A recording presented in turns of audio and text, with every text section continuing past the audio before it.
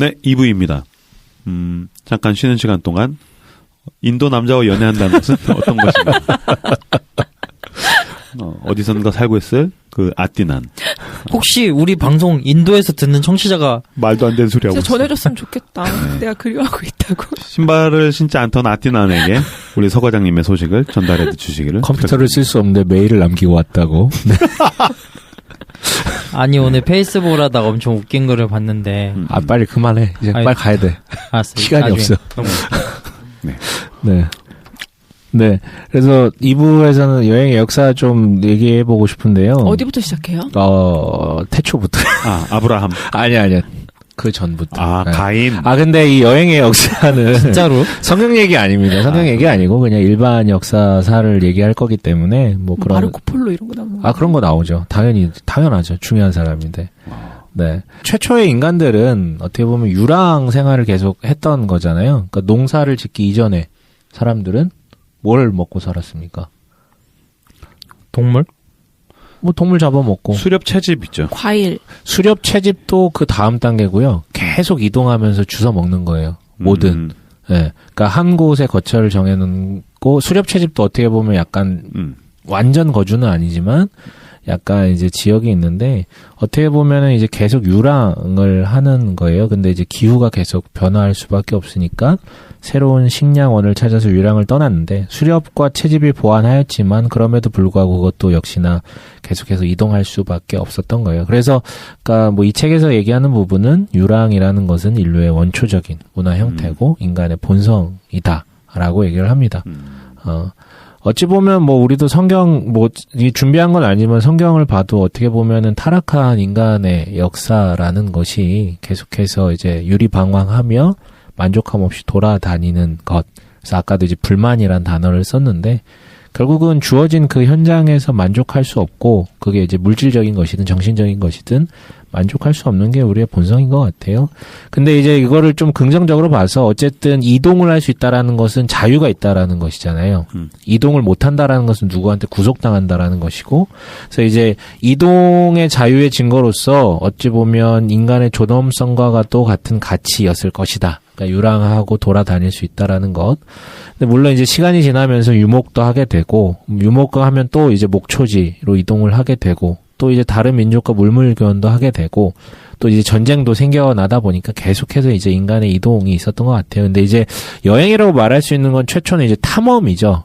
그러니까 즐기고 관광을 위한 것이 아니라 미지의 세계를 발견하기 위해서 탐험이 어떻게 보면 시초인 것 같은데 고대에는 이제 바다 해양 민족인 이제 미노아인, 페니키아인 그리고 이제 그리스인들도 이제 해상 민족이었는데 이 사람들이 미지의 세계를 발견하고 식민지와 무역기지 같은 것들을 바이킹들. 예, 바이킹은 한참 나중에 나오는 사람들이죠.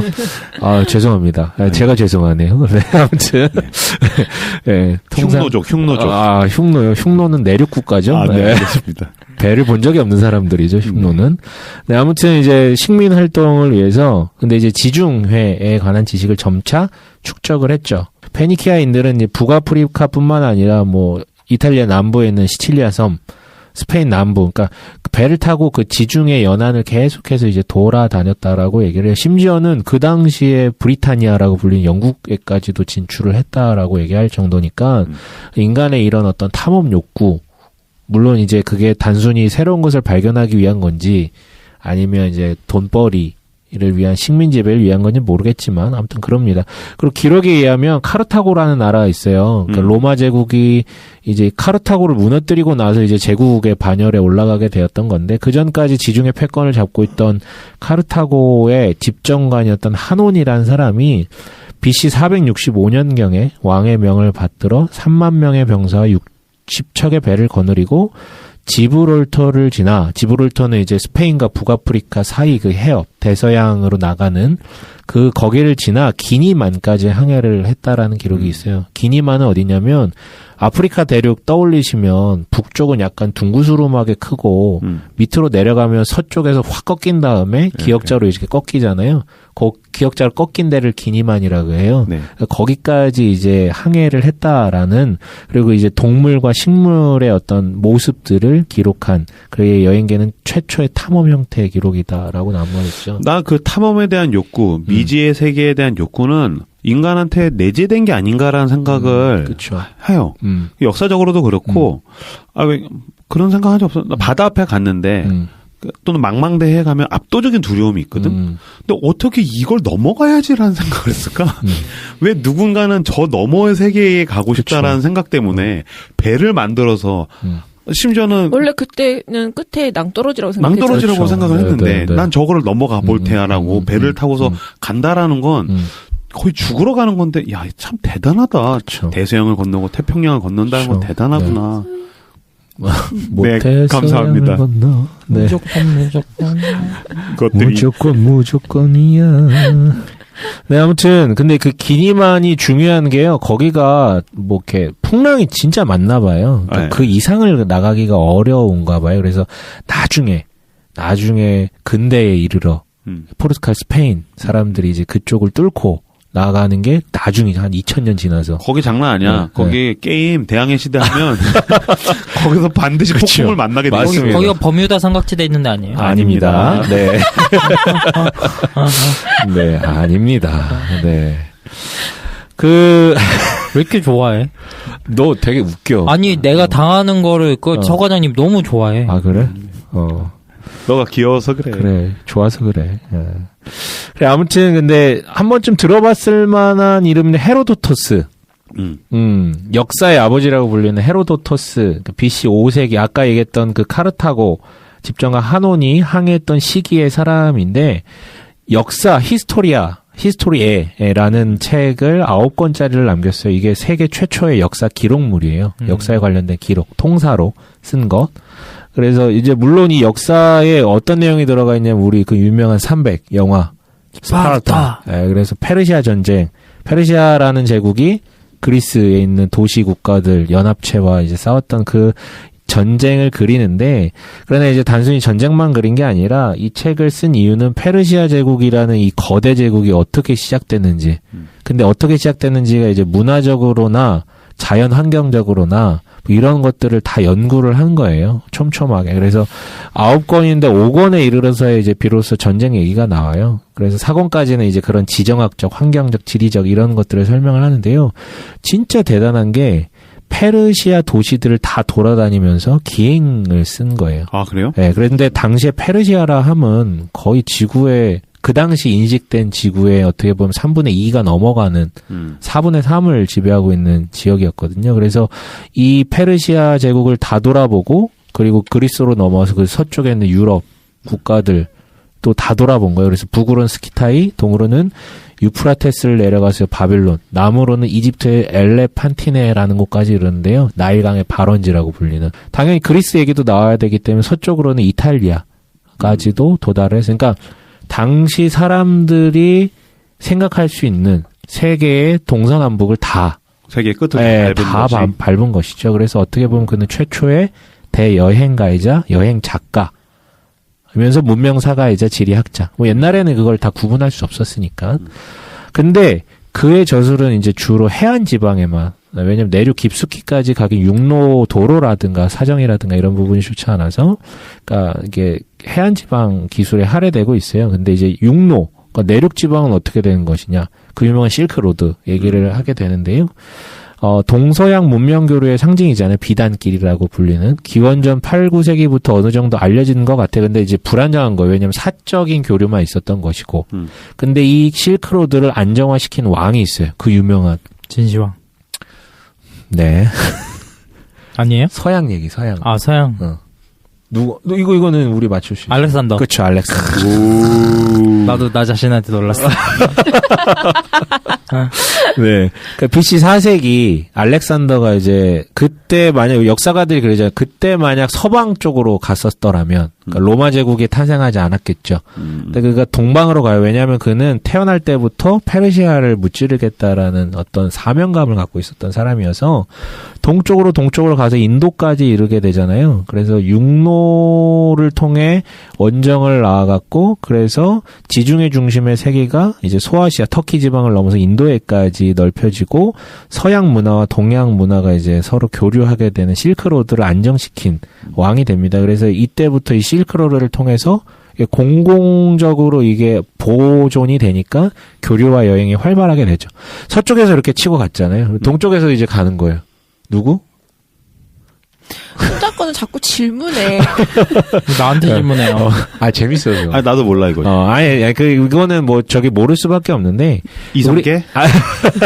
우리 이제 모를 수밖에 없는데 왜 질문해? 그러니까, 역사책에 사실 나와요. 이 우리 다 배웠던 거예요. 우리 다 사실 배웠던 건데. 짐은 다 보이느니라.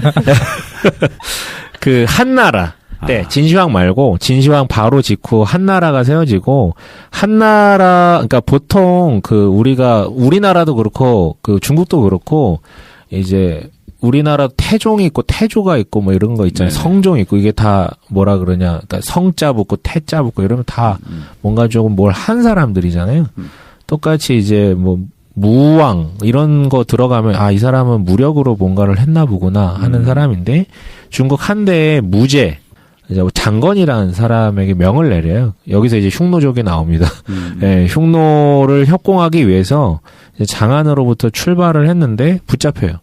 그래서 탈출을 했는데 동쪽으로 탈출을 못하고 이제 서쪽으로 탈출합니다.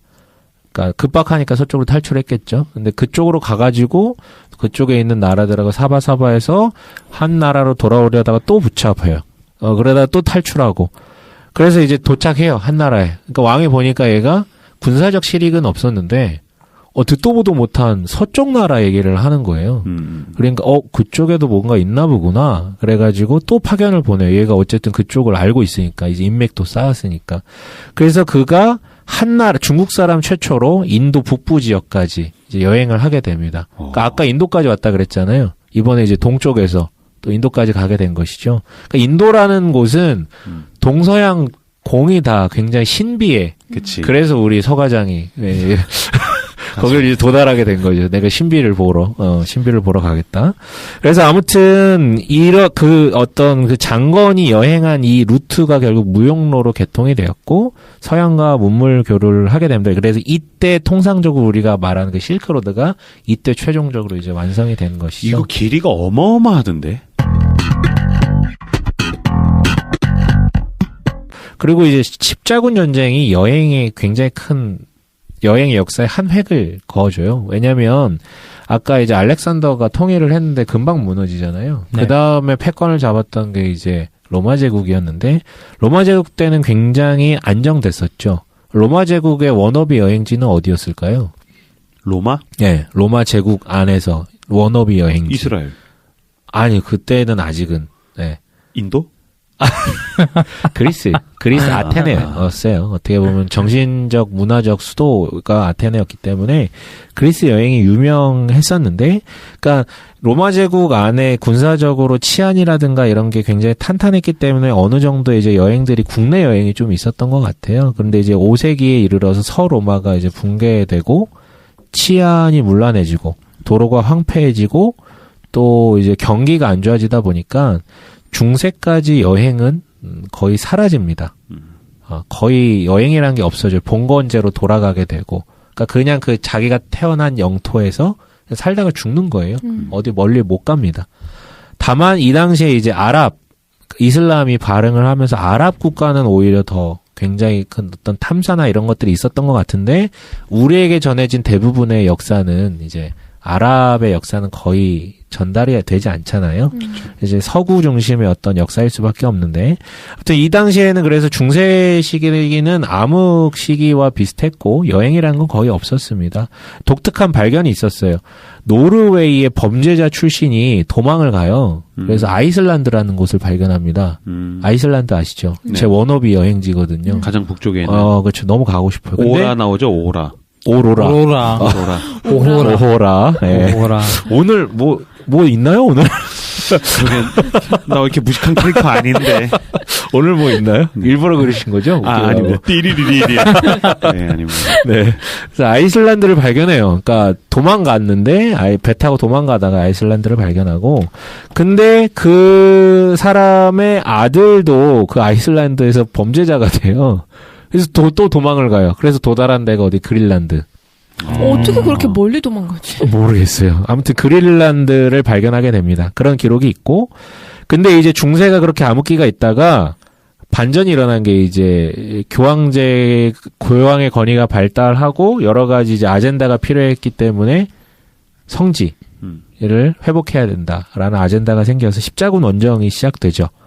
그래서 이제 평생 태어난 곳에서 계속 살던 사람들이 원정군을 조직을 해서 동방으로 넘어가게 됩니다. 그러니까 이게 사실은 우리 종교적으로 보면 진짜 안 좋은 일인데 사실 여러 가지로 세상을 뒤집어 놓은 자극을 많이 줬었어요. 십자군 원쟁이. 십자군 전쟁 이후 결국은 아랍 문명권에 있었던 어떤 과학 기술들이라든가 이런 것들도 서로 교류를 하게 되고 어쨌든 사람들이 타이반 자이반 그렇게 멀리 떠나다 보니까 호기심이 이제 생기게 된 거예요. 그리고 이제 성지순례에 대한 열망의 산물로 중세의 여행이 부활하기 시작했습니다. 물론 이 당시의 여행은 대부분 수도원에서 숙박하고 어떤 기사단의 보호를 받으면서 가족 단위의 종교여행, 성지순례를 가는 거죠. 근데 조금 시간이 지나 이때 이제 그 유명한 마르코 폴로, 동방견문록이 탄생을 하게 되거든요. 옛날에 만화 되게 재밌었는데. 만화, 마르코 폴로. 진짜 옛날 얘기인가 보네. 일요일 날 아침에 했었거든요. 모르겠다. 교회 학교 가기 전에. 난 몰라. 월트 디즈니 만화동산에서 했던 거예요? 예, 알겠습니다. 검색해봐요. 세대 차이 나가지고 이거. 흑백이에요? 그렇지 않아, 임마. 네. 그러니까 아무튼 십자군 전쟁이 유럽인들에게 숨겨졌던 동방 세계를 열어줘서 이제 십자군 전쟁 이야기를 듣는 아이들 세대들이 이제 성장을 하면서 여행과 모험의 DNA가 이제 자극된 거죠. 이게 이제 이탈리아인들에게 일어났어요. 이탈리아의 그 당시 이제 떠오르는 도시 베니스의 상인이라고 불리죠. 근데 얘네는 십자군 전쟁에 직접 참여를 한 게 아니라 이거를 상업적으로 굉장히 잘 이용을 합니다. 배로 이동시켜 주는 거예요. 군사들을 십자군 원정 가는 사람들. 근데 막 돈 안 주면 이상한 데 내려주고 막 이런 걸 하는 거죠. 예. 그래서 동방으로 통하는 지중해 거의 모든 항구를 장악함으로써 이 사람들은 서쪽 유럽에 있는 사람들도 계속 교류를 하지만 이슬람과 늘 접하고 있는 거예요. 적대국이지만 늘 돈 거래는 하고 있는 것이죠. 배를 많이 타니까 정보도 많고 모험가로서의 기질도 강했어요. 그러던 중에 1271년 베네치아의 부유한 상인 가문 출신인 마르코 폴로가 겨우 15살의 나이로 중앙아시아를 횡단하는 대여행을 시작합니다. 15살 때 시작했다고, 네. 그거를? 근데 우리가 오해하면 안 되는 게 아버지를 따라서 간 것이었어요. 아버지와 삼촌이 이미 몽골을 갔다 왔어요. 그러니까 보석상인인 아버지와 삼촌이 이미 몽골까지 갔다 왔고 칸이 머무르는 북경까지 갔다 왔대요. 그러니까 마르코 폴로가 최초의 동방여행자가 아니에요. 이미 갔다 왔는데 갔다 오고 나서 그 썰을 풀어대니까 교황과 군주로부터 임무를 다시 부여받습니다. 왜냐하면 그쪽이랑 연합해서 아랍을 이제 어떻게든 좀 이렇게 구워 삼기 위해서. 그래서 다시 갈 때 이 어린 15살의 마르코 폴로를 데리고 간 거죠. 마르코 폴로는 왜 그런지 모르겠지만 그대로 중국에 머물러서 이제 원나라 몽골 제국의 우대를 받아서 관직에 오르게 됩니다. 그 사이에 이제 티베트와 인도까지를 포함해서 중국 각지를 여행을 했는데요. 17년이나 그때 거기서 살았대요. 근데 이게 뉘앙스를 보면 가고 싶었는데 살짝 억류된 느낌도 있었던 것 같아요. 네.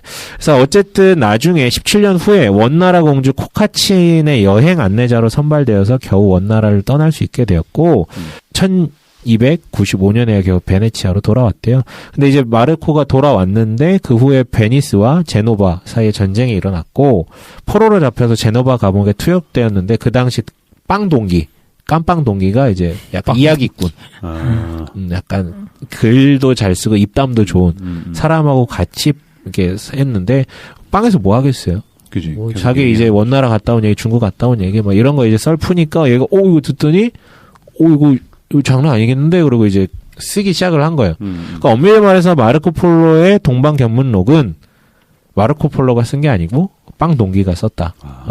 그리고 원래 제목은 동방견문록이 아니라 세계의 경이라는 이제 제목인데 우리에겐 동방견문록이라고 좀 유명하죠. 그리고 이제 드디어 대항해 시대가 열립니다. 어렸을 때 참 고에이 사에서 만든 게임을 많이 했으면 잘 모르시죠. 세계 지리는 저 이걸로 배웠습니다. 그렇죠. 세계 지리는 대항해 시대로 배웠죠. 진짜 엄청난 회골근 게임 아니에요? 엄청나죠. 엄청나죠. 코에이 KOEI 이 회사에서 만든 그 명게임들이 있는데 삼국지. 네, 삼국지 시리즈가 이제 1, 2, 3, 4가 있고 2가 이제 2 때부터 유명해져가지고 3가 명작이었죠. 무슨 온라인 게임이에요? 아니 컴퓨터 게임 같은 거? 컴퓨터 PC 게임. 전략 시뮬레이션 게임입니다. 그리고 이제 삼국지가 나오고 나서 조금 지나다가 저 중학교쯤에 돼서 그때 나왔던 게 이제 대항해 시대. 그래서 이제 이탈리아에서 돈을 벌어서 배를 사가지고 그 배를 가지고서 네. 전 세계를 돌아다닌다는. 팀북투인가? 그 유명한 도시. 팀북투. 터키 가가지고서 융당 갖다 팔면 돈 버는 거야. 그렇죠. 이런 식으로 이제 세계의 어떤 지리와 그치. 문화와 그리고 상거래와. 터키가 어디에 있지? 여기 가면 있지. 그래서 지난번에 뭐 어떤 방송에서 뭐 터키 갔다 왔다 그러니까 거기 융단 터키에서 융단 갖다 이 게임의 단점은 터키 융단으로만 이해하게 되는 굉장히 단순한 터키에는 융단. 네. 네. 아무튼 대항해 시대가 열려요. 그러니까 중세 후기로 가면 봉건 제도가 서서히 붕괴되고 신흥 도시의 상공 경제들이 탄생을 하게 됩니다. 이 이탈리아 북부 도시들. 그래서 여기서 이제 르네상스가 탄생을 하게 된 게 돈이 많아지고 어떤 문화에 대한 향수가 생기게 되니까 이제 그랬던 것인데 이때 동시에 무슨 일이 있었냐면 오스만 제국에 의해서 콘스탄티노플이 함락돼요. 그러니까 적대 국가잖아요. 근데 그 중심을 차지해주고 있던 콘스탄티노플이 함락되니까 루트가 사라진 거예요. 비단길로 가는 그 루트가 사라진 거죠. 그래서 새로운 루트에 대한 갈증이 생겨요. 그러니까 육지로 안 되면 바다로 한번 돌아가 볼까? 라는 이제 생각의 전환이 있었던 것이죠. 근데 이때 또 무엇보다도 대두되었던 나라가 뭐냐면 후발주자이자 후진국이었던 저 서부 변방했던 포르투갈과 스페인이 서서히 이제 경제력이 세지면서 근데 이미 패권은 뭐 영국 어디 프랑스 이런 데가 다 갖고 있는 거예요. 그래서 뭐라도 해야겠다라는 생각이 있었는데 이때 마르코 폴로가 동방견문록. 마르코 폴로의 동방견문록이 이제 대중화되기 시작했어요. 사람들이. 그런 데도 있어? 여기 이제 지판구, 일본이라고 표현해요. 지판구와 개세이. 네, 개세이. 중국이라는 나라가 존재한다. 중국이 개세이인가요? 개세이. 예. 그러니까 이런 어떤 내용을 들으니까 사람들이 이제 막 마음이 이제 쿵쿵쿵쿵 뛰는 거죠. 특히 바다 사람들. 그 어떤 베니스나 이런 쪽에 제노바나 이런 데 있었던 사람들. 그래서 우리가 그 유명한 누구죠? 콜럼버스도 제노바 사람이에요. 이탈리아 북부에 있던 그 도시에 있던 그 배 타는. 그래서 아무튼 세계가 지중해에 거치지 않는다는 사고의 전환이 있었고 경제적 현상 때문에 식민지에 대한 필요도 있었고 또 이때 대항해 시대를 열었던 또 한 가지 또 다른 주요 요인 중에 하나는 기독교 때문이었어요. 왜냐하면 전혀 모르는 땅에 전혀 모르는 백성들이 있다고? 땅끝이다. 근데 그치 땅끝이지. 근데 복음을 모르는 곳이네. 그럼 거기 가야지. 그래서 이런 어떤 세계가 지중해에만 있지 않다라는 사고의 전환이 있었고 경제적 이유가 있었고 또 이런 종교적 이유가 있어서 대항해 시대가 활짝 열어집니다. 먼저 연 나라는 포르투갈이었어요. 왜냐하면 가장 서쪽에 있으니까. 바다 붙어 있으니까. 그런데 되게 재밌는 에티오피아의 전설이 그 당시 유럽을 지배하고 있었어요. 에티오피아. 혹시 아시죠? 에티오피아에 유대인들 있는 거. 예. 얼굴 검은 유대인들, 흑인 유대인들. 그러니까 그게 이 전설이 솔로몬 시대 때 그 남부 지방 에티오피아 여왕이 올라와서 뭐 혼인을 했는지는 잘 모르겠는데 에티오피아의 시조를 그때 태어난 아들로 보고 있어요. 실제로 에티오피아 왕국은. 근데 그랬기 때문에 여전히 그 유전자 검사를 해도 유대인들 얼굴은 분명히 흑인인데 유전자 검사를 하면 유대계 사람들이 있고 여전히 유대교를 믿는 사람들이 에티오피아에 실존하거든요. 근데 그 당시에도 그런 전설들이 계속 있었던 것 같아요. 아프리카 땅에 기독교 국가가 있다. 근데 그 당시 당시 이제 그 이베리아 반도라고 그러죠. 스페인, 포르투갈은 여전히 그 무어인이라고 해서 아랍 국가가 여전히 잔존하고 있었거든요. 남부 지방에. 그러면 아프리카 쪽으로 이렇게 바다를 통해 돌아가서 걔네랑 동맹을 맺어서 쌈 싸먹자. 북아프리카에 있는 무어인들을 쌈 싸먹자. 그래서 이제 이런 어떤 마음을 가지고 주왕 2세라는 사람이 쿠빌량과 디아스를, 쿠빌량은 이제 육로로 한번 가봐. 그리고 디아스라는 사람에게는 해로로, 바다로 한번 가봐. 파견을 했어요. 근데 쿠빌량은 방향을 좀 잘못 잡았나 봐. 육로로 이제 인도까지 이르고 이제 돌아와요. 근데 인도에 가서 뭔가 정보를 들었던 것 같아.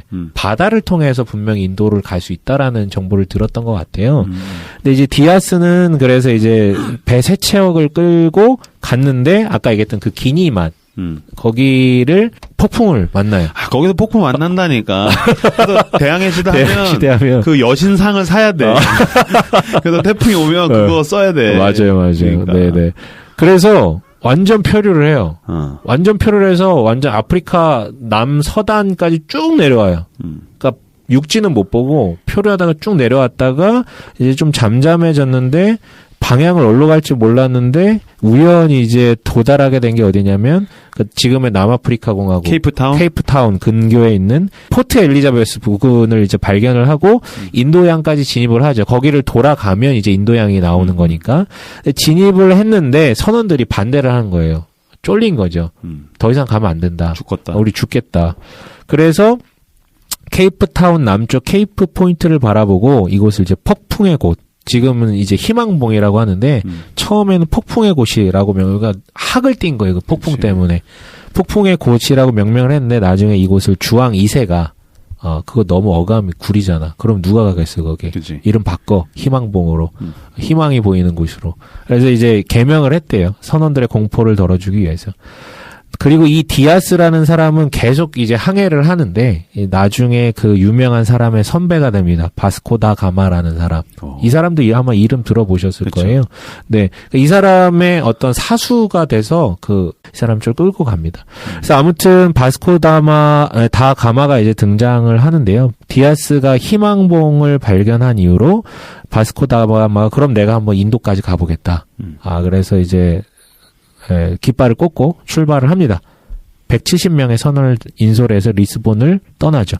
그리고 디아스가 조언하면 야 기니만 그쪽 가면 우린 이거 무조건 죽는다니네. 거기 가면 무조건 죽으니까 돌아가. 그래서 아예 해안 따라 안 가고 아까 이제 기역자로 쑥 들어간다 그랬잖아요.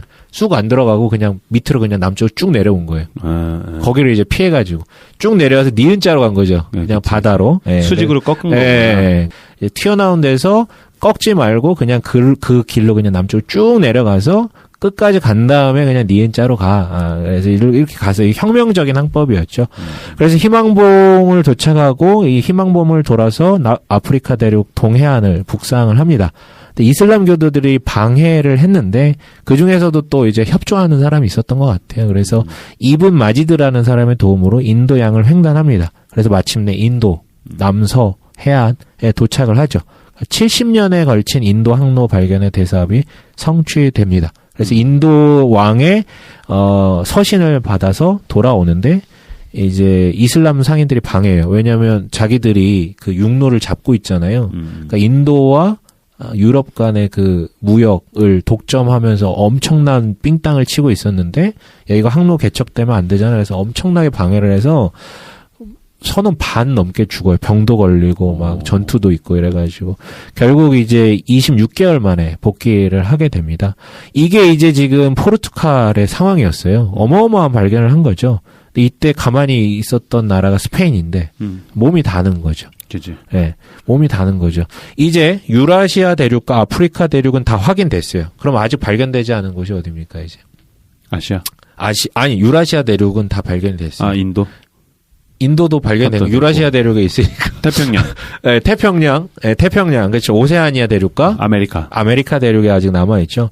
아메리카를 발견한 최초 유럽인 누구일까요? 콜럼부스라고 우리가 이제 많이 배워 있는데 사실은 아까 얘기했던 카르타고에 집정한 한온이 기니만까지 내려왔었다라고 얘기했잖아요. 근데 그때 조난한 난파선이 아메리카 대륙까지 흘러갔다라는 설도 있어요. 말도 안 돼. 근데 그런 설이 있고 중세 북유럽 바이킹족인 리프 에리크라는 사람이 콜럼버스보다도 몇 세기 전에 아메리카 대륙에 도착했었다라고 합니다. 약간 정설처럼 받아들여지는 것 같아요. 그리고 바이킹과 콜럼버스와의 시대적 간격에도 그 대서양을 넘은 유럽인들이 좀 있었던 것으로 추정을 해요. 유적이라든가 이런 것들을 통해서. 근데 어쨌든 처음 깃발 꽂고 글로 남기고 유물 갖고 오고 이 사람이 이제 장보고.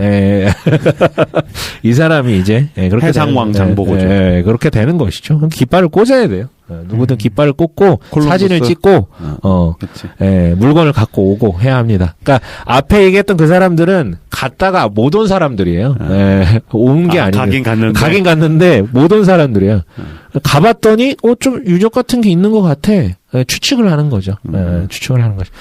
그러니까 이 콜럼버스는 그 그러니까 이런 소년이에요. 어렸을 때 동방견문록을 보고 이제 가슴이 뛰었던 소년 중에 하나죠. 마치 우리나라의 뭐 김연아 선수, 그전에 박세리 선수가 막 우승하는 장면을 본 어린 아이들이 뭐 박세리 키즈 뭐 이렇게 불리잖아요. 그런 친구들처럼 동방견문록을 애독하던 한 소년이 이제 이탈리아 제노바에 살던 크리스토퍼 콜럼버스인데, 근데 이 사람이 포르투갈 리스본에 정착하여서 결혼을 합니다. 그가 하던 일도 그리고 결혼한 집도 다 항해와 관련된 집들이었어요. 그래서 주왕 2세를 찾아가면 아까 주왕 2세 말씀드렸죠. 포르투갈에. 대서양 쪽으로 건너가 보자. 바다를 건너가 보자 그랬더니 주왕 2세는 그때 관심사는 뭐였냐면 인도양 아프리카를 돌아가는 그 항로에 대해 관심이 있었어요. 그래서 원래 인도로 가라. 네, 그러니까 그쪽에 이게 돈과 재정과 어떤 관심사를 다 몰고 있었고, 그리고 나중에 이제 밝혀진 일인데 콜럼버스가 굉장히 무리한 요구.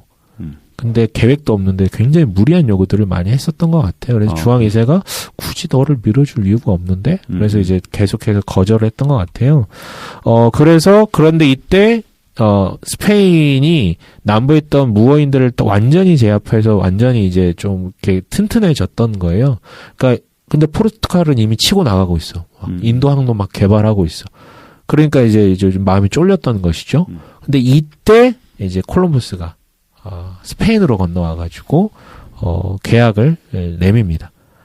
계약 조건을 보면 무리가 맞긴 해요. 왜냐하면 계약 조건이 뭐냐면 내가 만약에 신대륙을 발견한다면 아니면 원래는 인도를 이제 이쪽 항로로 발견할 수 있다라는 생각이 글로 간 거였잖아요. 반대로 가서. 네, 그래서 만약에 새로운 토지를 발견한다면 거기에 부왕으로 내가 임명되겠다. 이 직책을 주시고 특권, 그러니까 산물의 10분의 1을 나한테 주시고 이거는 내 후손들에게 계속, 그러니까 영지처럼 물려줘야 된다. 이게 이제 조건이었어요. 어떻게 보면 이 항해를 한번 나간다는 건 엄청나게 재정적으로 많이 드는 사업인데 거기다가 플러스 자기 어떤 이익들을, 그러니까 이거 되게 모호한 도박인 것이죠. 근데 이사벨 여왕이 이걸 전적으로 지원합니다. 그래서 1492년 8월 출항을 하죠. 근데 이제 선우들이 계속 불안해요. 그러니까 계속 구워 삼는 거예요. 야, 여기 이제 우리 도착하면 떼돈 번다. 쫄지 마. 공황장애 올 것 같아? 통장 잔고 봐. 그럼 다 치료돼. 이런 거죠. 그래서 8월 3일 날 출항해서 10월 12일 육지가 나타났는데요. 얼마나 무섭겠어요. 2달 넘게 망망대해를 땅 하나 보지 못하고 대단한 거죠. 또 어쨌든 갔어요. 그래서 그 도착한 곳이 그 바하마 그쪽, 그러니까 미국 동남부 쪽에 있는 섬 군도 그쪽에 이제 좀 도착을 했던 것 같아요. 그래서 거기를 성스러운 구세주한테 산살바도르라고 명명을 했고, 그는 이곳이 인도의 일부라고 생각을 했었던 것 같아요. 그리고 이듬해 3월 콜럼버스는 스페인으로 귀향합니다. 대단했죠. 야, 신들 뭐 그냥 난리도 났죠. 뭐 스페인에서는 최고의 영예로 맞아주었어요. 그래서 그 다음에는 17척의 1,500명의 대선단을 이끌고 2차 항해를 떠납니다. 그곳에 도달해서 이제 여왕의 이름을 딴 이사벨라시를 건설하고 인디언들을 동원하여서 금을 채굴합니다. 콜럼버스는 사실은 위대한 항해가로 유명하지만 사실은 잔혹한 착취한 사람이기도 하죠.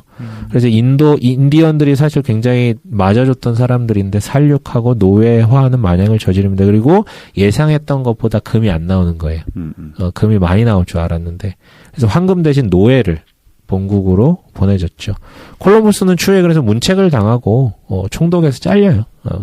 그런 일이 있었지만 콜럼버스의 아메리카 발견은 세계사에 큰 변화를 가져왔습니다. 그래서 더 이상 지중해 안에서 안 놀아도 된다라는 사람들의 인식이 바뀌었고, 그래서 이 대서양 연안에 있는 포르투갈이나 스페인이나 이런 나라들이 반영하게 되었죠. 그리고 유럽인들의 생활에도 큰 변화가 일어났고, 이제 드디어 지구상의 여러 지역과 문명이 서로 밀접한 연관성을 갖는 진정한 의미의 세계사가 성립됩니다. 그런데 아직은 세계 일주를 한 사람이 나타나지 않았어요. 드디어 세계 일주를 하는 최초의 인물이 등장합니다. 마젤란이라는 사람이 등장을 하죠. 어떻게 알아요? 네. 형은 다 알아. 네. 그래서 스페인과 아까 우리 임브로가 얘기하실 때 터키에는 융단이라는 얘기를 했지만 그보다 훨씬 더 비싼 게 있어요. 후추? 그렇죠. 향신료. 어떻게 알아? 나 대항해 시대 한 사람이야. 밤을 새고 대항해 시대를 하면 다 알 수 있어요. 대박. 네. 후추가 얼마나 비싼데. 심지어 금보다 더 비싸게 왜요? 느껴질 수도 있었어요. 왜요? 향신료는 굉장히 고급스러운, 그리고 무게 그래요? 단위로 따지면 굉장히 비싼 적이었었어요. 그치. 그리고 부패를 막고 풍미를 좋게 하고 뭐 이런 부분들이 있어서 이게 그 어떤 동남아시아나 인도나 이쪽에서 향료를 얻는 것은 거의 공짜나 다름없이 얻는데 이거를 어떻게든 갖고만 오면 뭐 한 100척이 떠났어. 근데 한 척에만 실려와도 100척 값을 다 하는 거예요. 지금 청취자분들은 네. 후추가 왜 그렇게까지 비싼가, 그까지 향신료라고 생각하겠지만 지금도 제일 비싼 것 중에 하나가 음식 재료 중에 송로버섯 같은 거. 그렇죠. 풍미를 내고 향을 내고 이게 뭐라고 요만큼 소량이 어마어마하게 비싸잖아요. 그러니까 그때는 이제 후추가 그런 역할을 했던 거지 사실은.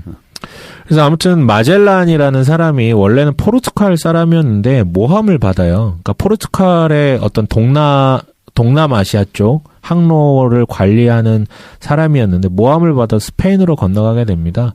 근데 이 당시 무슨 일이 있었냐면 이거 진짜 말도 안 되는 일인데 이 대항해 시대 때 신대륙에 대한 소유권을 포르투갈과 스페인이 서로 주장하면서 싸워요. 그러다가 이거 되게 말도 안 되는 얘기인데 교황을 찾아가죠. 교황이 선을 그어줘요. 여기서부터 동쪽은 어디죠? 그러니까 처음엔 서경 38도를 기준으로 서쪽은 스페인, 동쪽은 포르투갈. 이거 지네 것도 아닌데 왜? 그러니까 그렇게 이제 선을 그어줬다라는 것이죠. 근데 이제 이게 조금 스페인한테 유리했었어요. 왜냐면 교황이 스페인 사람이었던 것 같아요. 그래서 협상을 해가지고 조금 미뤄져가지고 서경 46도 정도로 옮겨지게 됩니다. 그래서 어쨌든 이렇게 이제 통치를 하고 있었는데 마젤란이라는 사람이 이제 포르투갈의 동남아 지역 이제 항로 관리 어떤 전담하는 관리였는데 모함을 받아 스페인으로 건너가게 됩니다. 그래서 더 이상 그 아프리카 대륙을 돌아가지고 인도로 가는 항로는 포르투갈이 갖고 있으니까, 근데 이 사람은 동남아 쪽의 그 향료 그걸 이제 알고 있는 사람이니까. 근데 그쪽으로 못 가, 스페인은. 그래서 그러면 동쪽이 아니라 그러면 서쪽 대서양 건너서 한번 가보자. 신대륙도 있고. 그래서 1519년에 출발합니다. 그리고 잘못된 정보를 갖고 있었어요. 뭐냐면 그 브라질하고 우루과이 사이에 강이 하나 있는데 그게 강이 아니라 해협으로 알고 있었어요. 그러니까 남아메리카 대륙을 관통할 수 있는 해협이 있는 줄 알았어. 그러니까 글로 빠져나가서 조금만 가면은 동남아시아가 있지 않을까? 왜냐면 태평양의 존재를 몰랐었으니까. 그래서 갔는데 가서 보니까 그냥 강인 거야. 해협이 아니고. 그래서 야 이거 어떡하지? 다시 돌아가야 되나? 그건 아닌 것 같아. 그래서 어떻게 하면 남쪽으로 가보는 거죠. 왜냐면 아프리카 대륙도 남쪽으로 가면 돌아가는 길이 있었으니까 남쪽으로 가서 드디어 해협을 만나게 됩니다. 거길 통과하죠. 거기를 이제 마젤란 해협이라 그러고요. 남아메리카 대륙 맨 밑에 있습니다. 그래서 마젤란 해협을 이제 건너가요. 굉장히 기뻤죠. 야, 드디어 해협 통과했다. 좀만 가면 아마 동남아시아 그쪽 나올 거야. 몰루카 해협이라고 불리는 그 인도네시아 쪽에 있는. 그래서 갔는데 태평양을 봐. 너무 큰 거야. 끝이 없어. 근데 파도는 너무 잔잔해. 그래서 태평양인 거예요. 그래서 태평양이야? 그래서 태평양인 거예요. 그래서 마젤란 그것을 태평양이라고 부릅니다. 그래서 그 후 110일의 항해 끝에 대단하지 않아요? 엄청 많이 죽었겠는데 선원들. 식량이 왜냐면 그 당시만 해도 아직 괴혈병이 정복되지 않았었어요. 그러니까. 그 비타민 부족. 이게 게임 자꾸 얘기하는데 대항해 시대 하잖아. 선원을 300명 태우고서 태평양을 건너면 200명이 죽어요. 근데 이게 실제예요. 계속 죽어. 그러다가 이제 괴혈병 돌면 싹 다 죽고 조금 나아도 막 굶어 죽고 뭐 막 계속 죽거든. 장난 아니야. 맞아요. 걔네 살리면은 뭐 유익이 있어요? 그러니까 선원이 있어야지 배가 가니까. 선원이 다 죽으면 게임이 끝나죠. 맞아요. 갑자기 새록새록 갑자기 하고 싶네요. 대항해 시대 해보고 싶다. 그래서 아무튼 110일간의 항해 끝에 필리핀의 한 작은 섬에 도달하게 됩니다. 거기 괌 쪽 아닌가요? 괌은 아니고요. 그래요? 네, 지금은 유명해진 섬인데 막탄? 그래요? 막탄 섬이라고 얘기를 해요. 제가 얘기하지 않았나요? 괌에 가면 문화탁이라고 해가지고 마젤란의 배가 들어온 항구가 있어요. 거기를 기념하는 항구하고 거기서 이렇게 그걸 기념하기 위해서 세운 이렇게 약간 성벽 같은 거랑 대포랑 있는데 괌에서 제가 제일 좋아하는 장소기는 해요. 괌 2번 가봤거든. 근데 거기 이제 마젤란이 그쪽으로 들어왔다고 얘기를 하더라고. 거기도 들렸나? 최초는 아닌데 들렀나 보지. 괌 들렀을 쪽에도. 수도 있죠. 아무튼 이제 그 사람이 원했던 건 몰루카 제도라고 인도네시아 그쪽이었기 때문에 거기서 멀지 않다라는 것을 알 수 있었죠. 그래서 이 사람은 최초로 지구가 둥글구나. 한 바퀴를 돌 수 있구나. 라는 것을 몸으로 확인한 사람이었습니다. 하지만 안타깝게도 귀환 중에 원주민들과 전투하다가 목숨을 잃게 돼요. 지휘관을 잃었지만 남은 일행은 몰루카 제도에 배를 대었다가 희망봉을 우회해서 그러니까 완전 반대로 돌아가지고 그 루트로 이제 오게 된 것이죠. 진짜 지구를 한 바퀴 도는 거구나. 한 바퀴 돌았어요. 진짜 한 바퀴 도는 거예요. 그래서 곡을 떠난 지 3년 만에 귀국을 하게 됩니다. 배는 한 척밖에 안 남았고 선원은 18명밖에 안 남았대요. 다 죽고. 근데 어쨌든 기념비적이죠. 지구를 한 바퀴로 완전 돌았으니까. 근데 그 시기에 또 안타깝던 사건이 뭐냐면 멕시코 아즈텍 문화, 잉카 문화 어이없죠. 막 100몇 명밖에 안 되는 군사를 가지고 다 들어가서 다 정복을 하죠. 엄청나게 죽이거든요. 그리고 나서 이제 18세기에 산업혁명이 일어나면서 엄청나게 이제는 뭐 공산품이 쏟아져 나오니까 식민지가 반드시 필요한 시기가 돼버린 거예요. 그래서 해외 무역 확장은 반드시 필요했었습니다. 이때 대항해 시대의 마무리를 짓는 마지막 적자가 제임스 쿡이라는 사람인데 아까 얘기했죠. 이번에 이제 아메리카 대륙까지 발견됐는데 아직 발견되지 않은 오세아니아 지역. 이 제임스 쿡이 이제 남태평양에도 뭔가 있지 않겠냐. 영국 사람들이 보니까 포르투갈이나 스페인이나 다 이게 가서 다 먹어버린 거예요 이미. 근데 이제 영국은 돈이 많아졌거든. 우리도 뭐 좀 해보자. 그래서 여기 지도를 보니까 이 태평양이 이렇게 넓은데 요쪽에 뭐 좀 있지 않을까 해가지고 이제 제임스 쿡을 보냅니다. 그래서 3차례나 탐험을 하게 돼요. 그래서 오세아니아 대륙을 발견합니다. 근데 이것도 제임스 쿡이 제일 먼저 발견한 게 아니라 사실 네덜란드 사람이 먼저 발견했대요. 근데 관심이 없었던 거예요. 네덜란드에서는 그쪽에. 그래서 수많은 유럽 탐험가의 정력적인 탐험에 의해서 이미 이때 요 산업혁명 직후에 그러니까 1700년대 1800년대 초반까지 남북 약 극지방을 제외하고는 새로운 세계는 거의 다 발견되었고 우리가 지금 지도로 보는 해안선은 이미 이때 거의 다 완성이 되었다라고 얘기를 해요. 그래서 그 이유는 19세기에 접어들면서부터는 이제 새로운 대륙이나 항로를 찾기보다는 대륙 내부 미지의 세계 있잖아요. 높은 산 뭐 이런 거 그리고 내부에 뭐 광야 사막 뭐 이런 데를 답사하는 쪽을 선회할 수밖에 없었었고요. 그래서 뭐라 그럴까요? 뭐 오스트레일리아도 탐험하고 리빙스턴이 아프리카 깊숙이까지 들어가게 되고 막 이런 것들이 있었었고 또 이제 조금 더 시간이 지나니까 기술이 발달하면서 이번에는 바다 밑도 한번 돌아보자. 해저 탐험 해보자. 그래서 왜냐하면 전신기 그 통신 수단 이런 게 발달하면 해저 케이블 비슷하게 이렇게 깔아야 되는 부분들이 생겼어요. 그래서 해양 대탐험 그리고 북극점은 1909년 미국의 피어리, 남극점은 1911년 노르웨이 아문센이 각각 정복을 합니다. 그리고 나서 비행기가 생겨요. 비행기가 생기니까 이제는 조사가 너무 쉽죠. 비행기 띄워가지고 그래서 단시간 내에 모든 범위를 조사할 수 있게 되었습니다. 그리고 마침내 시선을 돌려 우주로 나가게 되죠. 그렇죠. 이게 여행의 역사예요. 그러니까 이게 인간의 역사였던 거예요. 그러니까 미지의 세계를 끊임없이 탐험하고 발견하고 여행. 근데 이제 우리가 말하는 여행은 근대적 의미의 여행인 거예요. 뭐냐면 이제 도로 사정이 그러니까 산업혁명 이후에 도로 사정이 개선되고 자동차가 생기고 그래서 여행자들 이제 먹고 살만해지고 이러니까 이제 여행을 가기 시작을 했는데요. 근대적 의미의 관광으로서의 여행은 증기선과 철도망의 발달로 인해서 시작을 했다 그래요. 그래서 관광으로서의 여행을 맨 먼저 유행시킨 사람은 영국, 프랑스, 독일인들.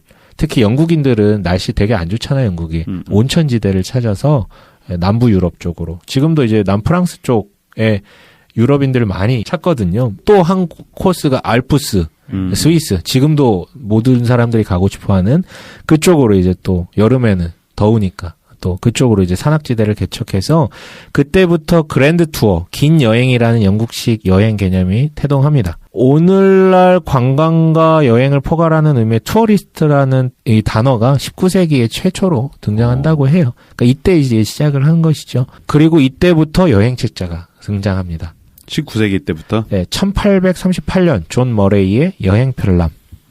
1829년 칼 베르데거의 라인 강변 여행 안내 총석격인 라인란트 같은 여행 안내 여행 책자가 등장하는 거. 가이드북이 이제 등장하기 시작을 한 거죠. 근대 관광 산업의 아버지 목사님이에요. 그래요?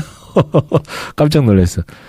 영국의 여행 사무 대행업자 T 쿡 목사는 처음으로 여행 알선 업체 를 창설하여 단체 유람객을 모집했다고 합니다. 아, 그렇군요. 네. 어떤 단기 선교 느낌으로 모르겠어요. 아무튼 단기 선교 계속하다가 목사님이 여행사 차렸군요. 그리고 1894년에 올림픽이 최초로 이제 시행되게 되는 이 올림픽도 사실은 관광이라는 것을 자극했던 굉장히 큰 계기 중에 하나라고 얘기를 해요. 그리고 이제 2차 세계대전 이후에 세계 각국이 이제 휘폐된 자국 경제 부흥을 위한 방편을 하나로 관광 사업을 증진하게 됩니다. 그와 함께 항공기들이 발달하면서 조금 시간이 지나니까 도시 문화의 어떤 오염된 이런 것들로 도피하고 싶은 그래서 이제 대중 관광 시대가 초래되게 된 것이죠. 지금까지 여행의 역사를 좀 돌아봤는데요. 그렇다면 여행을 어떻게 하면 잘하는 걸까? 여행의 기술이라고 표현할 수 있겠죠. 네. 어떻게 하는 게 좋은 걸까? 요 내용을 좀 한번 다루고 싶어요. 네. 어떻게 하는 게 좋을까? 간단하게. 돈이 많으면 됩니다. 자기만의 팁이 있을까요? 혹은 이것에 포커스를 맞추면 좀 좋더라. 개인적으로.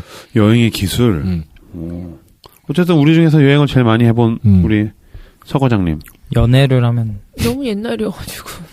아, 여행 그래도 종종 다니잖아. 나는 내 스타일이 되게 잘하는 여행이라고는 생각하지 않거든요. 본인한테 맞으니까 그렇게 하는 거였을 거잖아. 그러니까 본인에게 맞는 기술 하나 아까 얘기했지만 저는 일본 여행 갈 때 그 유홍준 선생님 책과 먼 나라 이웃 나라를 샀어요. 그러니까 그게 상징하는 게 있는 거잖아요. 역사적인 맥락을 알고 가고 그 도시에 그리고 그 도시에서 꼭 봐야 하는 것들 정보가 없으면은 봐야 될 걸 못 보거든요.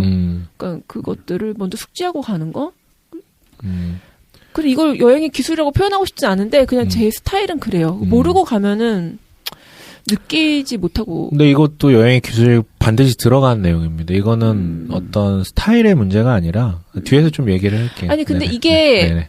답답하지 않은 사람도 있잖아요. 그냥 이런 게 있구나. 이게 유명하구나. 그치. 그 이름이나 그 지역 이름을 기억하지 못하고 그 맥락을 몰라도 아니 있구나 이러고서 오는 사람도 있잖아요. 그게 편안한 사람. 그렇죠. 그러니까 여기서 말하는 정보는 어떤 특정 장소, 관광지에 대한 정보 말고 그 나라, 문화, 습관 이런 부분에 대한 정보는 꼭 필요하다라고 하는 게 이제 여행 기술에 좀 들어가 있거든요. 저는 생각해 보니까 난 이제 유럽 같은 곳은 가본 적이 없는데 제일 많이 간 데는 제주도예요.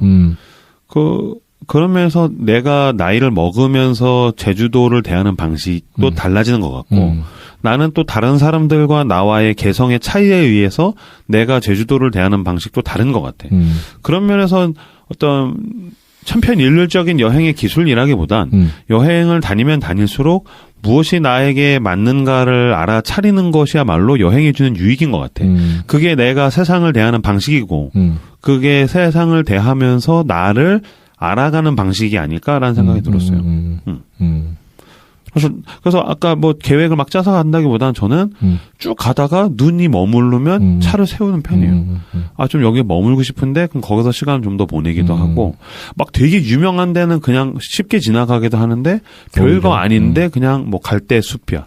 근데 너무 좋은 거야 그냥 언덕에 그냥 해변이 보이는 언덕인데 사람들은 여기 아무도 없는데 난 거기가 너무 좋아. 그럼 좀 거기서 오랜 시간 머무르고 이것도 굉장한 여행의 기술입니다. 있겠죠. 이 들어갑니다. 네. 김사부님은 저는 아무것도 기록하지 않는 거. 그러니까 원래 기록을 하려는 욕심 때문에 아까 임브로가 말했던 좀 사진 찍거나 그러니까 온전히 좀 기록을 할 때 선명해지는 것도 있는데 음미하기보다는 여러 가지가 얽히는 것 같아서 그냥 카메라도 내려놓고 펜도 내려놓고 그냥 존재 안에 모든 걸 담는 거죠. 그러니까 이게 내 스타일인 게 아까 나는 그 순간이 소멸되는 게 좋다 그랬잖아. 그거를 선명하게 가지려는 게 왠지 소유욕 같은 거야.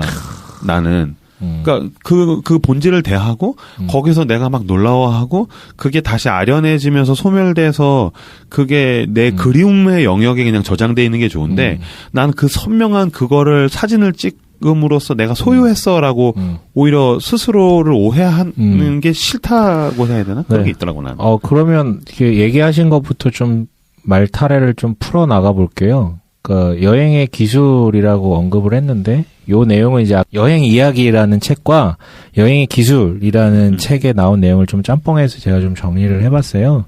지금 임브로가 얘기하신 소유로서의 여행이 아니라 존재로서의 여행을 해야 한다라는 타이틀이 하나 있는데 뭔 얘기냐면 방금 딱 그거예요. 여행에 관해서도 소유형과 존재형이 있는데 그러니까 남들이 가지 않은 곳 혹은 유명 관광지를 나도 빠지지 않고 다녀왔다는 안도감 혹은 자부심으로 어깨를 으쓱한다면 그건 여행을 소유로 생각하는 사람이라는 것이죠. 그러니까 루브르 박물관 같은데 혹시 가보시면 알겠지만 줄 진짜 길거든요. 네. 들어가도 사실 보기는 쉽지 않고 그러다 보니까 많은 사람들이 그 루브르 박물관 하면 떠오르는 그 피라미드 모양의 그 입구에 있는 그 피라미드 모양이 있거든요. 가서 사진만 찍고 간 사람도 그렇게 많다라는 거야. 들어가는 것조차도 좀 피곤하니까 기념 사진을 남기는 것이죠.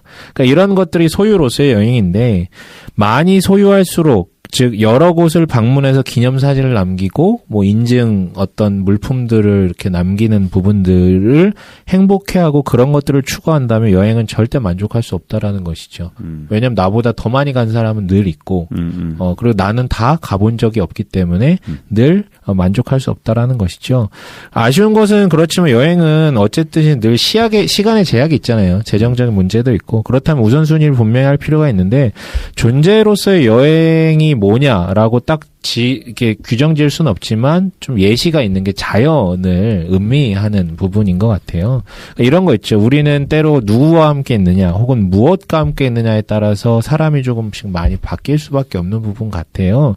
그다음 자연과 사람이 함께 있다면 사람에게 어떤 모습이 일어날까? 어떤 일이 일어날까? 아까 우리 자연이 주는 영성이라는 말도 목가적이는 말이라는 것도 썼는데 그냥 그 자리에 있는 것만으로도 어떤 가치지향적인 힘을 발굴해내는 부분들이 있다라는 것이죠. 그리고 크게 눈에 띄지 않으면서도 아까 얘기했지만 대자연의 풍광을 보면 압도되거나 혹은 뭔가 영감을 주는 그런 역할들이 있다라는 것이에요. 그래서 우리의 영혼에 유익을 줄 수 있는 감정들을 느끼기 위해서는 풍경을 좀 돌아보고 하면 좋겠다라는 부분을 얘기합니다. 그래서 여행 기술이라는 책을 보면 욥기 이야기가 나와요. 욥에게 하나님께서 나타나셔서 욥이 반발하잖아요. 나중에는. 처음에는 막 그냥 그 고난을 짊어지다가 새 친구가 계속 소위 말해서 다구리를 치니까 빡쳐가지고 나중에는 막 반발하다가 하나님께도 이제 막 반발하자 그랬잖아요. 하나님께서 뭐 누가 그 크기를 정하였으며 하면서 이제 우주 만물에 대해서 이 자연 만물에 대해서 얘기를 하거든요.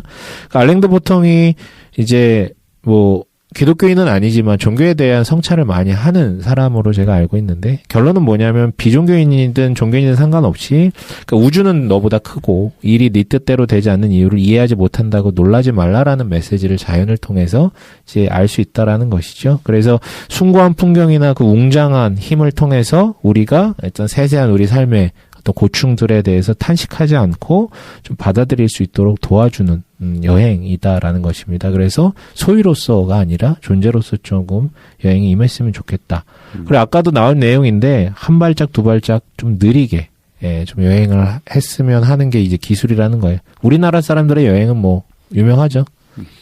패키지 여행. 패키지도 패키지인데 새벽부터 밤 늦게까지 진짜 차 내려서 잠깐 보고 또 타고 이동하거든요. 유럽 뭐 5개국, 6개국을 뭐 4일 만에 주파하고 막 4일 만에 주파하고 막 한 몇 킬로더라? 2,500km인가를 막 4일 만에 막 주파하고 그러더라고요. 그건 주파죠, 진짜. 네, 주파죠. 예. 거의 5단 기어 놓고 돌아다니는 거예요, 계속해서. 근데 그렇게 여행을 간다면 시작했을 때나 끝냈을 때는 아무런 감흥을 느끼지 못하고 피로감만 남는다라는 것이죠. 그러니까 우리가 뭔가를 본다라는 것은 스쳐본다라는 개념이 아니라 뭔가 세밀함을 주파해 간다라는 것인데 그러려면 그 마주치는 대상 하나하나의 경이로움에 잠깐이나마 머무르면서 의미를 되서 살펴보아야 된다라는 것이죠. 그래서 아까 인브로도 얘기했지만 계획을 잡지는 않지만 내 시선이 머무르는 곳에 잠깐 마음을 두고 좀 음미한다라고 얘기를 하잖아요. 그래서 잠시 멈춰서서 본다면 똑같은 사물일지라도 뭐 조금 이제 새롭게 보인다라는 것이죠. 자연을 보러 가는 거랑 사람이 만든 걸 보러 갈 때 태도가 확연히 달라지는 그쵸. 것 같아요. 네네네. 네. 그래서 알랭드 보통이 여행의 기술에서 재밌는 얘기를 해요. 초반부에. 그러니까 여행의 기술 중에 하나는 뭐냐면 여행을 위한 장소들에서 여행을 이미 음미하라는 것이죠. 뭐냐면 비행기를 타고 갈 때부터 그러니까 비행기를 타고 하늘로 올라가는 몇 초보다 더 해방감을 주는 시간을 찾아보기 힘들고 이륙은 심리적인 쾌감을 준다라는 것이죠. 빠른 상승을 통해서 변화가 이렇게 빠르게 일어날 수 있다라는 것. 또 비행기의 힘에서 영감을 얻어서 우리의 어떤 결정적인 어떤 추진 이런 것들 솟구칠 수 있다라는 상상. 그리고 뭐냐면 위에서 보잖아요. 진짜 조그맣게 보이잖아요. 그러므로 인해서 우리의 삶이 저렇게 작았다라는 부분들 그것들을 통해서 우리가 감흥을 받을 수 있다라는 것이죠. 그리고 여행 자체가 생각의 산파라고 얘기를 해요. 움직이는 비행기나 배나 기차에서는 보다 내적인 대화를 쉽게 그러니까 자기와의 내적인 대화를 쉽게 이끌어내는 장소라는 것이죠. 특히나 추천한 그 기차 여행을 추천을 하더라고요. 왜냐하면 근거리는 확확 지나가면서 먼 거리는 또 이렇게 응시할 수 있기 때문에 굉장히 다양한 정보들이 계속 들어오는 동시에 또 음미할 수 있기 때문에 그래서 굉장히 많은 영감을 준다라는 것이죠. 그래서 때로는 큰 생각은 큰 광경을 요구하고 새로운 생각은 새로운 장소를 요구하고 그래서 어떤 풍경의 도움을 얻어서 술술 사유의 흐름이 진행된다라는 것입니다. 또 다른 여행의 기술은 여행을 위해서는 준비가 필요하다는 거예요. 아까 우리 서 과장이 얘기했던 부분 있잖아요. 그 곳에 대한 이해도가 필요하다. 근데 그 이해도는 그곳에 대한 이해도도 있지만 자기에 대한 이해도 필요하다라는 부분을 얘기하고 있어요. 그래서 좀 도발적인 질문인데 몇 살 정도면 여행이 가능할 것 같아요? 여행은 뭐 늘 가능하겠죠. 부모가 데려가도. 근데 이제 추천할 만한. 네네. 좀 나이를 들어야 되지 않을까? 한 30 안팎은 돼야 될 것 같아. 그거 지나면 30 안팎이요? 그러니까 그 여행이 진짜 이렇게 진하게 좋아진다라는 나이, 뭐 그런 나이 물어본 거 아니야? 그러니까 여행을 음미하고 누릴 수 있는 최소한의 나이. 나는 사실 30대 중반 넘어서부터 좋아졌던 것 같아. 그냥 와 여행 좋아 이거 아니라 그냥 이렇게 이게 나의 존재와 맞닿아 있구나라는 느낌 같은 거는 30대 넘어서 30 넘어서부터 왔던 것 같아요. 너무 높은 기준을 지금 적용하신 것 같고. 저는 오히려 되게 어릴 때 그런 막 내 존재, 나를 만날 거야, 막 이런 진짜 약간 그런 손이 오그라드는 그런 말을 진짜 내뱉으면서 인도를 가고 몽골 갔거든요. 나이가 드니까 오히려 그렇게 되지 않더라고요. 그리고 아니 제가 그냥 갑자기 드는 생각인데 저 친한 언니가 이제 제주도를 갔다가 오늘 왔어요. 근데 그 꼬맹이가 제주도를 떠나기 싫다고 그 차 안에서 막 울었다고 그 사진을 찍어서 이게 보여주더라고요. 아 얘도 뭘 알긴 아는구나. 서울이랑은 다른 그곳의 공기, 파도 소리 막 이런 걸 얘도 아는구나. 그 생각이 드니까 글쎄 나이 제한이 하긴 있을까. 더 어려도 되겠다. 내가 워낙 여행을 잘 안 다녀봤구나. 완전 그런 멀리 여행 말고 저도 어렸을 때 이렇게 가까운데 혼자 돌아다니는 건 좋아했었는데 동네 호박밭이라고 있어가지고 거기 가서 잠자리 잡고 메뚜기 잡고 그런 것도 일종의 여행이지 않았을까. 그래서 저도 아빠가 데리고 갔던 산, 그때 탔던 아빠 그 목마 막 이런 거 있잖아요. 그런 게 사실 지금도 생각나거든요. 아무튼 제가 언급한 여행이라는 것은 이제 좀 의미 있는 여행, 그러니까 단순히 관광이 아니라 의미 있는 여행을 얘기를 하는데요. 제 기준이 아니라 이 책이 얘기하기로는 이른바 적당한 안내자 없이 혼자서 하는 여행이라면 20살 정도의 나이는 되져야 되지 않을까. 이유는 뭐냐면, 그러니까 어떤 특정한 조건이 아니라 두 가지 이유예요. 하나는 자기 자신에 대한 이해, 자기가 어느 역사적 흐름과 문화적 흐름에 있는지에 대한 최소한의 이해가 있는. 우리나라 사람들은 그걸 생각할 수 있는 최소한의 나이가 20살이에요. 고3 때까지는 그걸 생각할 수 있는 여유가 없어요. 그래서 그런 거예요. 그러니까 그때 정말 나도 그때 그랬다. 뭐 인도 갈 때, 몽골 갈 때 막 되게 감성 터졌다 그랬잖아요. 그동안 억눌렸었고 나에 대해서 생각할 수 없었던 것들이 그때 막 완전 활성화가 되는 거예요. 그러니까 자기 자신의 이해와 그리고 내가 살아가는 이 나라의 문화에 대한 이해를 어느 정도 할 수 있는 이런 개략적인 파악이 있어야 되고 또 그곳에 대한 정보를 알고 분석할 수 있는 정도의 어떤 수준이 있어야지 서로 주고받을 수 있다라는 것이죠. 나도 좋은 감흥을 얻고 그곳에 방문해서 만난 사람들에게도 뭔가 의미 있는 것을 전달할 수 있는. 그래서 그런 게 없다면 질문이 없어진다는 거예요. 질문이 없다면 흥미도 없고 아무것도 남지 않을 수밖에 없다라는 것이죠. 그래서 단 이제 우리가 이제 그런 그 정보를 얻는 데 있어서 주의해야 될 것은 아까 얘기했지만 가이드북이나 이런 부분, 그러니까 우리보다 먼저 가서 탐험한 사람들이 있어요. 그리고 책으로 정리해서 별점을 매겨놓죠. 예, 여기는 별 5개. 거긴 꼭 가봐야 되는 데잖아요. 근데 그게 도움을 될 수 있을지 모르겠지만 그거는 당신이 질문을 던져서 나온 정보가 아니기 때문에 너무 거기에 목매지는 말자. 라는 것이 이제 또 조언이에요. 그리고 요거 재밌는데 조금씩 나를 비우자는 게 또 다른 여행 기술이에요. 뭐냐면 이게 되게 재밌어요. 알롱드 보통의 그 여행 기술에 저는 제일 재밌게 읽은 부분인데 알랭드 보통이 자기 여행을 이제 초반부에 서술을 해요. 바베이도스라는 뭐 그 바하마 쪽에 있는 그거 같아요. 그 카리브해인가 그쪽에 섬, 그러니까 되게 상상을 하고 간 거예요. 그 뭐 남태평양 같은 곳 같은데 갔대요. 근데 이제 내가 상상한 대로인 것은 아무것도 없었다. 도착을 실제 해보니까 내가 엽서로 보고 TV로 봤던. 그러나 내가 상상한 대로인 건 아무것도 없었다. 그러나 이 말에 놀라기 전에 그동안 내가 무엇을 상상했는지 먼저 생각해 보아야 한다. 막상 도착해보니 수많은 것들이 자신들 역시 바베이도스라는 말의 울타리 안에 포함될 자격이 있다고 우기고 나서기 시작했다. 나의 기도 속에서 공항과 호텔 사이에는 진공밖에 없었다. 그러나 내가 상상하지 않았던 것들이 나타나고 나는 그것에 정하고 있었다. 뭐냐면 막 더럽고 이런 것들은 상상을 안 했던 것이지. 막 더럽고 막 이렇게 막 이상한 그냥 뭐 바다나 이런 것만 생각해도 막 기름통 이런 거 막 세워져 있고 막 이런 것들.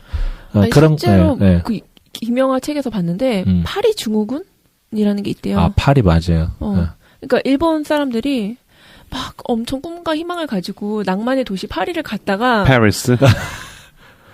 파리 갔다가 엄청 뭐 그 더러운 거 아무데서나 침을 뱉고 뭐 이렇게 지하철 표 끊고 들어갔다가 나오는데 표 그냥 땅바닥에다 아무렇지도 않게 막 버리고 막 이런 걸 보면서 거기서 엄청난 이렇게 되게 공황장애 같은 거를 겪는다는 맞아요. 거예요. 엄청 기대하고 갔는데. 그러니까 내가 생각했던 거랑 너무 다른 거지. 파리 난데스까? 소매치기도 네, 맞아요. 소매치기도 진짜 많고 파리가 생각보다 조금 그래요.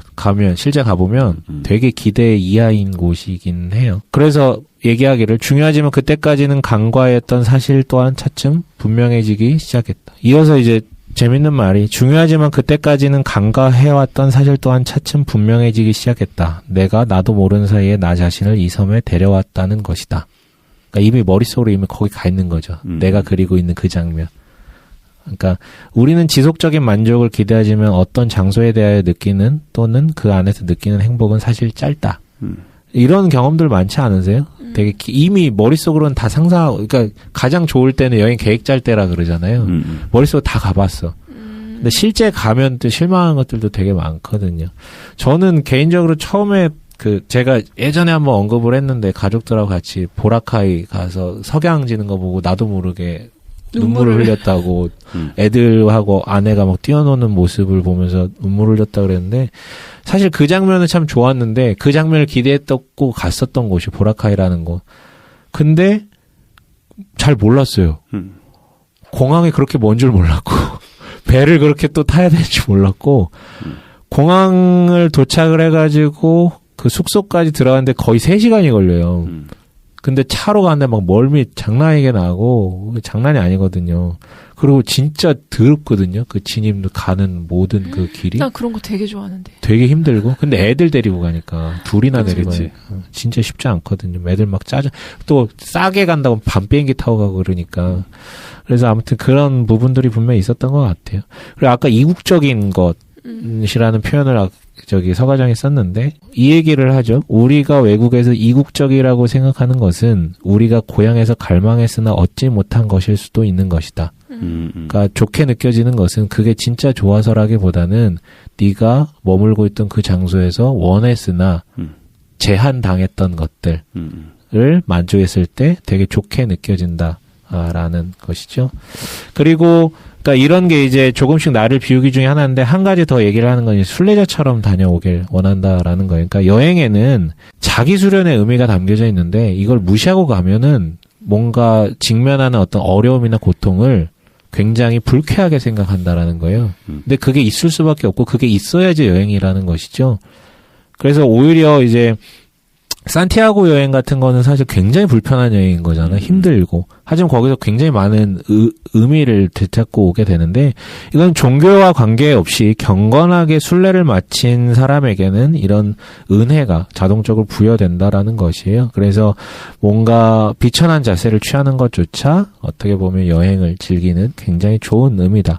그래서 우리가 사실은 우리나라 사람들이 이런 말 되게 많이 하는데 여행 가서 야 우리나라 같으면 이런 경우는 없었을 텐데 뭐 이런 거 있잖아요. 특히 이제 조금 미비한 국가를 가거나.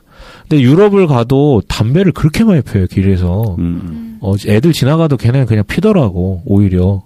난 그거에 좀 되게 충격이었는데. 배달도 안 되고. 네. 그게 제일 싫어. 근데 한국이 제일 편하지. 그렇지. 그래서 다 그 얘기예요. 유럽을 가도 그 얘기야. 일본 가도 그 얘기하고 다 그 얘기예요. 와이파이도 안 터지고. 근데 아무튼 잠시 동안만이라도 나와 내가 누리던 것을 머릿속에서 떨쳐내보자라는 것이죠. 그러니까 나는 상품화된 여행이 무조건 나쁘다고 생각하지는 않아. 그러나 이미지적으로든 아니면은 뭘 먹는 것이나 이렇게 뭐 먹고 자고 여행한 그게 내 기대를 다 채우는 건 상품화된 여행이지 사실은. 그렇죠, 맞아. 근데 낯설음을 통해서 사실 움직여야 되는 건 나은 거니까. 이제 그런 류의 여행, 내가 좀 움직이고, 내가 바뀌고, 내가 불편해지는 여행의 유익도 분명히 있는 것 같아요. 그래서 30, 40대 때 자유여행을 많이 하고요. 50대 넘어가면 다시 패키지로 돌아갑니다. 그렇죠. 네. 자유여행을 할 에너지가 없죠. 네. 힘들어요. 저도 슬슬 그러고 있어요. 아니, 신혼여행 패키지 완전 해가지고 갔는데 너무 좋았는데. 난 패키지가. 근데 여행의 초보자는 패키지로 시작을 좋아요. 해야지. 너무 좋았어요. 그렇지. 휴양지 패키지는 좀 달라요. 많이 이동해야 되는 패키지는 거의 거기는 중노동입니다. 네, 진짜로. 차에서 자요. 그래서 난 진짜 그게 너무 아쉬워. 뭐. 이동하는 차에서 계속 자잖아 패키지 여행객들은. 왜냐면 밤에 잠을 많이 못 자니까 계속 걷고 이러니까. 나는 장가게 패키지로 간 거 진짜 신의 한 수였다고 생각하거든요. 거기를 내 힘으로 가게는 그렇지. 그런 데는 그렇죠. 패키지로 가야죠. 중국은 무조건 패키지로 가야 돼요. 그래요? 안전이나 너무 멀니까. 그 마지막 여행 이술 마지막 5번째 연습하라는 거죠. 연습? 미리 연습하라고. 이것도 여행 기술에 나온 한 부분인데 프랑스인 샤베르 드 메스트르가 나의 침실 여행이라는 책을 썼어요. 8년 뒤에는 나의 침실 야간 탐험이라는 책을 썼어요. 그러니까 이게 뭐냐면 우리가 여행으로부터 얻는 즐거움은 여행의 목적지보다는 여행하는 심리에 더 좌우될 수도 있다라는 거예요. 그렇다면 여행의 심리를 여행지에 가서 푸는 게 아니라 자기가 사는 곳에서 미리 풀어보자는 거죠. 그 여행자의 심리는 수용성, 받아들이겠다, 마주하는 것을 겸손한 마음으로. 그러니까 우리가 집에 있을 땐 기대감이 없잖아요. 너무 익숙한 거니까. 그래서 우리가 사는 곳에서는 자연스레 눈을 감는다라는 것이죠. 실제 내 뜬 눈을 감는다는 게 마음의 눈을 감는다라는 것이죠.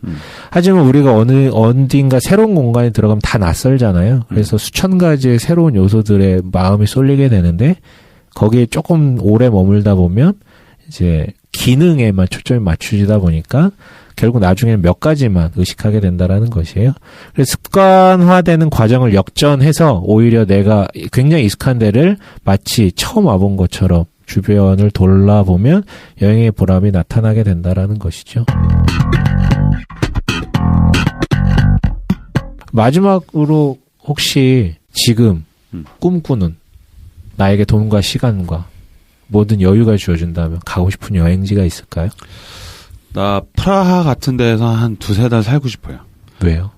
아니 그냥 유럽을 가본 적이 없었고 나라 아내랑 유럽에 대한 동경이 그래서 근데 딱 프라하라고 찍었잖아요. 있는데 프라하 그 어떤 유럽 그냥 전형적인 약간 모던한 20세기, 19세기가 그대로 있는 보관되어 있는 그 유럽의 작은 마을.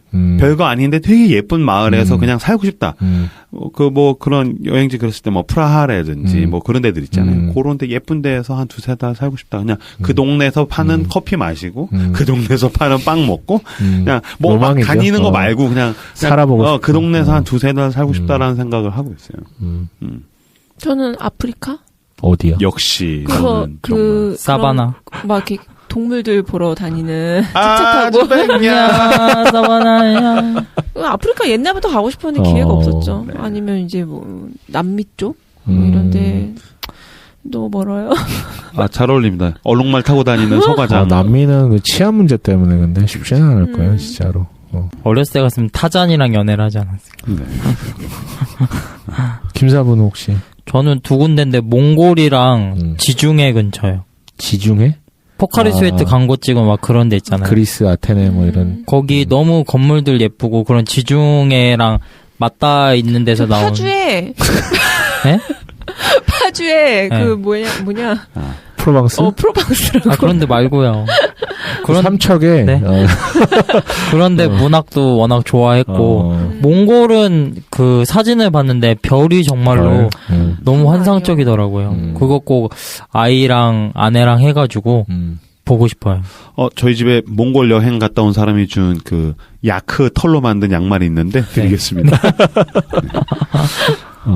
저는 아까 얘기했던 아이슬란드 가보고 싶고 캐나다 로키 가보고 싶고 뉴질랜드 가보고 싶어요. 다 어쨌든 자연인 것 같아요. 자연을 좋아하는 가고 싶어요, 사실은. 사실 뭐 돈이랑 시간만 주어준다면 뭐 정말 어디든 가고 싶죠. 근데 아까 그 조건을 달았는데 그 조건 안 달기를 뭐라 그래야 되나? 그러니까 그것 때문에 못 가는 건 아닌 것 같아요. 나를 여행 가지 못하게 하는 것들은 돈과 시간이 아니다라는 생각이 들더라고요. 전 나이아가라 폭포도 너무 보고 싶고. 그러게 나이는 좀 갔으면 좋겠다. 나이? 나이아가라. 깨드립 죄송합니다. 네. 끝날 때가 된 것 같아요. 네. 네. 마지막으로 한마디씩 하시고 마치면 될 것 같습니다. 결국 떠나는 거는 잘 돌아오기 위해서 떠나는 거지 않을까. 저도 올 겨울에는 꼭 떠날 겁니다. 네. 떠남되어도 떠날 거예요. 네, 영원히 떠나십시오. 옛날에 그 김병조라는 파마머리의 개그맨이 있었어요. 떠나가라. 지구를 떠나가라. 아저씨의 개드립. 네.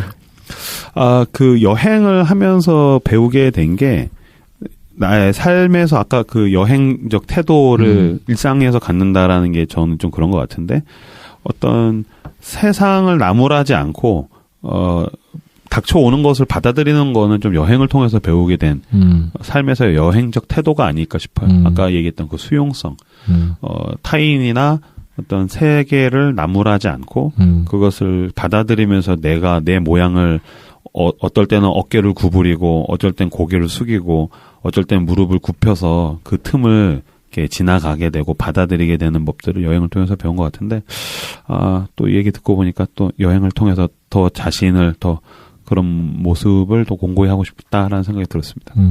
너무 좋았습니다. 저도 여행을 뭐 되게 많이 한 건 아닌데 어쩌다 보니까 우리 중에서는 많이 했네요. 여행을 몇 번 다녀보니까 그 사람과 어쨌든 함께 가는 거잖아요. 그게 제일 힘든 거예요. 그래서 떠나기 전에 이 사람과 무조건 잘 맞기만 할 순 없다. 이걸 각오하고 가요. 왜 여자 셋의 여행은 우정의 무덤이다. 이런 격언이 있거든요. 얼마 전에 갔다 오지 않으셨네? 제주도에 여성 셋이서. 네. 근데 이제 되게 친한 친구라든지 가족이라든지 같이 갔을 때 여행보다는 이 사람과 되게 잘 이 시간을 버티고 즐기고 만들어갖고 오는 게 더 중요하다라는 태도를 언젠가부터 갖게 된 것 같아요. 하여튼 그런 생각도 들고 아까 여행의 역사 갑자기 이렇게 진중한 이야기가 흘러나올지 나 진짜 마음의 준비가 안 됐었는데 대항해 시대 얘기할 때?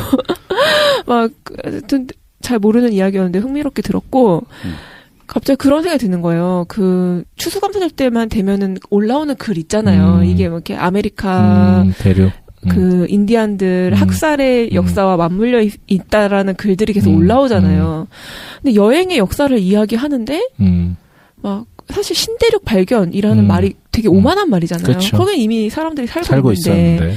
근데 여행의 역사가 그런 전쟁과 정복과 그 역사와 맞물려 있고 우리는 지금 되게 낭만적으로 그 여행지를 오고 가게 된 거. 그러니까 추수감사절도 그렇고 여행을 할 때도 그렇고 이 역사의 흐름 맥락을 아는 건 되게 소중한 거다라는 생각이 들더라고요. 내가 어떻게 지금 이 낭만을 누리게 되었는가. 고마워. 아까 약간 분위기가 무거워서. 네. 그런 여행 수필 같은 거 쓰면 좋을 것 같아요. 거기 가서 쓰고 나서 그거 읽으면 다신 그 여행지를 못 가게 돼. 나는 갔다 오고 니네는 가지 마. 여기는 오면 안 된다. 이렇게 아주 잔인한 곳이다. 막 이런 아주 좋습니다. 네. 그런 걸 또 역으로 생각해 보는 것도 되게 좋았었어요. 맞아요. 네. 저는 이거 준비하면서 또 떠나고 싶다라는 또 생각에 잠깐 지구를 떠나거라.